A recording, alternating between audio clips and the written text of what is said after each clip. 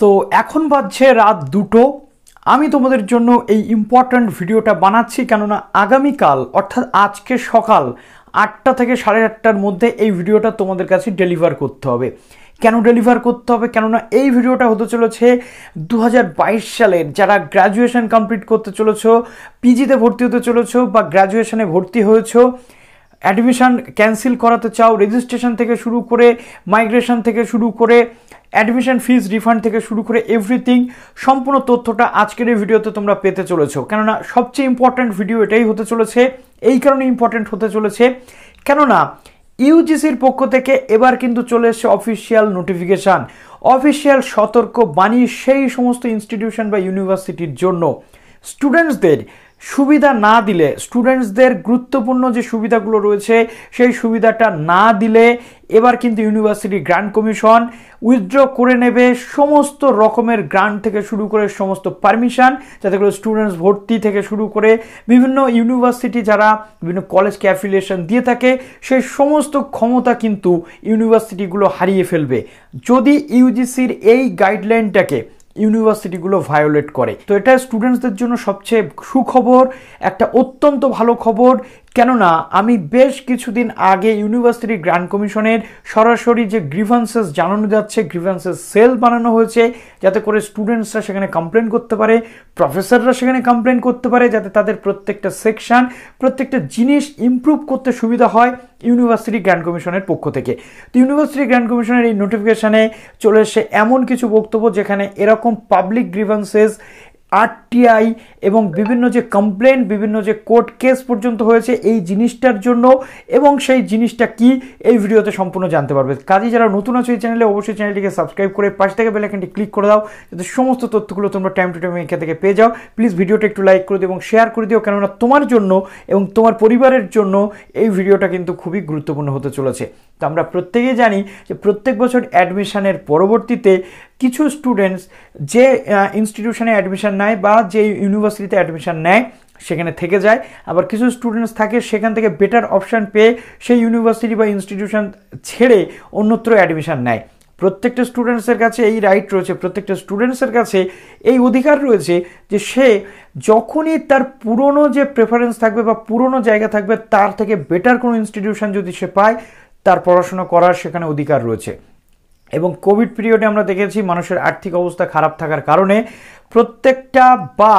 প্রত্যেকবার লাস্ট 2 বছর ধরে দেখতে পাচ্ছি university grant commission refund policy চালু করেছে। অর্থাৎ কোনো একটা স্টুডেন্ট কোনো একটা ইনস্টিটিউশনে ভর্তি হয়েছে, পর্যাপ্ত কারণে সে সেই ইনস্টিটিউশন ছেড়ে অন্যত্র চলে যাচ্ছে, তার মানে তাকে যে রিফান্ড অর্থাৎ তাকে ভর্তির জন্য যে টাকাটা খরচ করতে হয়েছে পুরনো ইনস্টিটিউশনে সেই টাকাটা তাকে ফেরত দিতে হবে।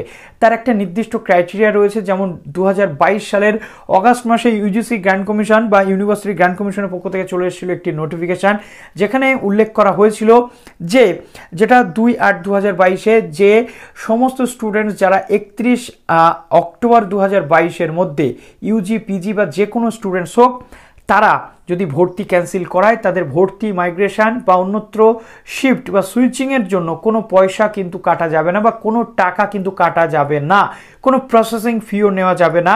অর্থাৎ যদি কোনো ক্যান্ডিডেট 3,000, 4,000, 10,000, 5,000 যাই টাকা দিয়ে অ্যাডমিশন নিয়ে থাকুক সেটাকে 100% রিফান্ড করতে হবে ইউজিসির গাইডলাইনে বলা ছিল। এবং ইউজিসি মেনশন করেছিল কোনো ইনস্টিটিউশন বা কোনো ইউনিভার্সিটি যদি এই যে গাইডলাইনটার খেলাপ করে বা এই গাইডলাইনটা না মানে রিফান্ড না করে, যদি এরকম কোনো কমপ্লেন আসে তাহলে কিন্তু সেটা পানিশিয়েটিভ হবে, অর্থাৎ সেটা কিন্তু শাস্তিযোগ্য অপরাধ হবে। এবার জন্য ইউনিভার্সিটি গ্রান্ট কমিশন সেই ইনস্টিটিউশনগুলোকে যথেষ্ট শাস্তিমূলক ব্যবস্থা স্বরূপ যে কোনো স্টেপ নিতে পারে। তো আজকের এই নোটিফিকেশানে সেটা ক্লিয়ার করা হয়েছে। সেখানে বলা হয়েছিল দুটো জিনিস, একটা 31 অক্টোবর 2022 মধ্যে অ্যাডমিশন ক্যান্সেল করালে 100% অফ অ্যাডমিশন ফিজ রিফান্ড করতে হবে। আর কি বলা হয়েছিল, যারা 31 অক্টোবরের মধ্যে অ্যাডমিশন ক্যান্সেল করাবে না তাদের 31 অক্টোবর থেকে 31 ডিসেম্বর 2022 পর্যন্ত সময় দেওয়া হবে। সেক্ষেত্রে ম্যাক্সিমাম 1000 টাকা প্রসেসিং ফি হিসেবে চার্জ করে বাদবাকি টাকা ফেরত দিতে হবে। দ্যাট মিনস কোনো ক্যান্ডিডেট যদি 4,000 টাকা দিয়ে ভর্তি হয়, 1000 টাকা প্রসেসিং ফি, সেটা 31 অক্টোবর থেকে 31 ডিসেম্বরের মধ্যে যদি কেউ অ্যাডমিশন ক্যান্সেল করায় তাহলে তাকে নিঃশর্তভাবে 1000 টাকা চার্জ করে তার মাইগ্রেশন, তার ট্রান্সফার থেকে শুরু করে তার অরিজিনাল সার্টিফিকেট থেকে শুরু করে সব কিছু রিলিজ করে দিতে হবে। কাউকে অরিজিনাল সার্টিফিকেট কিন্তু আটকে রাখা যাবে না। এটা ইউনিভার্সিটি গ্র্যান্ট কমিশন বলেছিল। পয়েন্ট টু বি নোটেড, এটা হচ্ছে 2/8/2022-এ। বাট আলটিমেটলি ইউনিভার্সিটি গ্র্যান্ট কমিশনের আজকের যে নোটিফিকেশান রয়েছে এখানে কিন্তু গুরুত্বপূর্ণ একটা তথ্য উঠে এসেছে, যেখানে বলা হচ্ছে the commission has received references in the form of RTI applications, অর্থাৎ আরটিআই অ্যাপ্লিকেশানসের ওপর ভিত্তি করে তারা কিছু অভিযোগ পাওয়া গেছে, কমপ্লেন পাওয়া গেছে, পাবলিক গ্রিভেন্সেস যেটা ইউনিভার্সিটি গ্র্যান্ট কমিশনের ওয়েবসাইটে গিয়ে করা যায়, সেটা কোর্ট কেসের মাধ্যমে অনেক স্টুডেন্টস, অনেক প্যারেন্টস কিন্তু জানিয়েছে ইউজিসিকে যে নন রিফান্ড ফিজ, অর্থাৎ কিছু ইউনিভার্সিটি বা কিছু ইনস্টিটিউশন বা কলেজেস রয়েছে যারা ফিজ রিফান্ড করছে না। আমার চেনা জানা এরকম অনেক ইউনিভার্সিটি বা কলেজ রয়েছে যারা কিন্তু ফিজ রিফান্ড করেনি। এবার কিন্তু তাদের সতর্ক হওয়াটা প্রয়োজন, ইউনিভার্সিটি গ্র্যান্ট কমিশন কিন্তু বলে দিয়েছে। তো সেই রিফান্ড করেনি, যে নন রিফান্ডিং অফ ফিজ যেটা কিছু ইউনিভার্সিটি বা কলেজেস করেনি, বা সেক্ষেত্রে ইউজিসি নোটিফিকেশন বা গাইডলাইনকে তারা ভায়োলেট করেছে, এবং এর উপরে ভিত্তি করে ইউজিসি কিন্তু সিরিয়াস স্টান্স নিচ্ছে, অর্থাৎ সত্যিকারের একটা জোরালো পদক্ষেপ কিন্তু ইউনিভার্সিটি গ্র্যান্ট কমিশন নিতে চলেছে। যেখানে বলা হয়েছে ইউজিসির যে নর্মস রয়েছে ক্লজ 5-এ, সেখানে ইউজিসি অক্টোবর 2018-তে যে বিষয়গুলো উল্লেখ করেছিল, এই রিফান্ড বা অন্যান্য পলিসি বা ইউনিভার্সিটি গ্র্যান্ট কমিশনের রুলস বা যে বিষয়গুলো রয়েছে গাইডলাইন ভায়োলেট করলে কি কি হতে পারে, তার কতকগুলো পন্থা কিন্তু এখানে বলে দিয়েছে। প্রথমত withdrawal of declaration of fitness, অর্থাৎ প্রত্যেকটা ইনস্টিটিউশন বা কলেজ ইউনিভার্সিটি ফর্ম হতে গেলে ইউজিসির কাছ থেকে ফিটনেস ডিক্লারেশন নিতে হয়। সেকশন 128 অনুযায়ী সেটা কিন্তু উইথড্রল করা হবে।